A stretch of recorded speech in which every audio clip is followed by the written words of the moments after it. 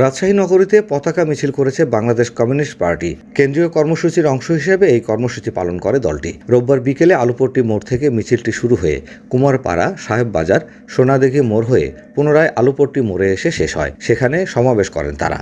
সমাবেশে সিপিবির সভাপতি হুমায়ুন রেজা জেনু বলেন, কেন্দ্রীয় কর্মসূচির অংশ হিসেবে আমরা এই কার্যক্রম হাতে নিয়েছি। লাখো শহীদের রক্তের বিনিময়ে অর্জিত আমাদের এই জাতীয় পতাকা ৫৪তম বিজয়ের মাসে আমরা এই পতাকাকে বুকে ধারণ করে মানুষের মধ্যে যেন দেশপ্রেমের চেতনা গড়ে ওঠে, সেই লক্ষ্য নিয়েই আমরা মাঠে নেমেছি।